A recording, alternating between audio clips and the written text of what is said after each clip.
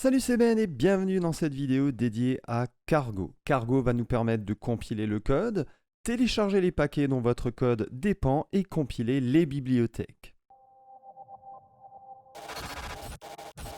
Alors déjà, pour vérifier que vous avez bien installé Cargo, normalement c'est installé automatiquement avec Rust, vous faites un cargo version. Donc si ça vous retourne une version, c'est le principal. Si ce n'est pas exactement la même, ce n'est pas grave du tout. Donc à partir de là, je peux essayer de créer un projet avec Cargo. Pour cela, vous allez aller dans Projects avec CD. Donc là, j'y suis déjà. Donc si vous avez ouvert le dossier Rust juste avant, vous allez faire un CD Projects pour aller ici bien dans le répertoire Projects. Et puis vous allez lancer la commande suivante, cargo new hello underscore cargo. Donc ici, j'utilise Cargo et avec Cargo, je crée un nouveau projet que je vais nommer hello underscore cargo. Ok, super. Et désormais ici, dans Project, vous allez avoir un dossier hello cargo. Super. Et dans ce dossier hello cargo, vous allez avoir un fichier cargo.toml, un dossier src avec un fichier main.rs à l'intérieur, un dépôt Git d'ailleurs qui a été formé avec un .git ignore. Allons déjà ici sur le fichier cargo.toml. Donc ici, comme on peut le voir, vous avez des packages et vous avez des dépendances. Au niveau des packages, ça indique que les instructions suivantes configurent ici un paquet. Et vous avez les 3 lignes suivantes qui renseignent ici les informations pour que Cargo puisse compiler le programme. Le nom, la version et l'édition de Rust à utiliser. Au niveau ici des dépendances, qui sont appelées dependencies, c'est le début d'une section qui nous permet ici de lister les dépendances de notre projet. Dans Rust, les paquets de code sont désignés sous le nom de crates, nous verrons ça un peu plus tard. Donc ici, bientôt, nous ferons un projet, le jeu du plus ou du moins, et on va rajouter quelques librairies qui vont nous permettre ici de faire tourner ce jeu. Mais ici, on va d'abord continuer. Alors, dans notre projet ici, Cargo, on va aller dans src et ouvrir main.rs. Donc là, on a un fichier, un programme Rust de base.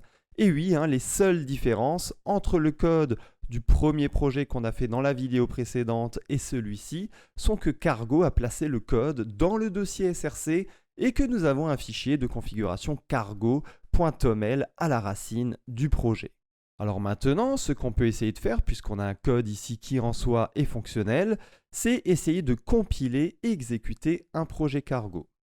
Donc à l'intérieur du dossier ici hello cargo, donc je vais dans hello cargo, on va lancer la commande suivante, cargo build.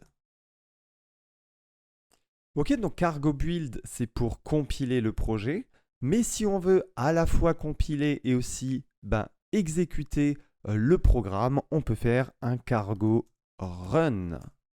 D'accord? Et là, on voit en effet que ça a été compilé et aussi exécuté puisqu'on a le Hello World ici qui s'affiche. Si par contre, on veut vérifier le code et s'assurer qu'il est compilable mais sans produire d'exécutable, il y a juste à lancer la commande cargo check. D'accord? Et là, on voit en effet qu'on n'a pas ici de soucis. Quand on a fini de programmer, quand on a fini finalement notre programme et qu'on veut le compiler pour le diffuser, on va faire la commande cargo build-release. Ok? Et on voit que ça prend un peu plus de temps que juste cargo build. En fait, le temps de compilation sera plus long, mais votre programme sera aussi plus rapide car optimisé grâce à cette commande. Pour récapituler, alors pour créer un projet avec Cargo, on va faire Cargo new.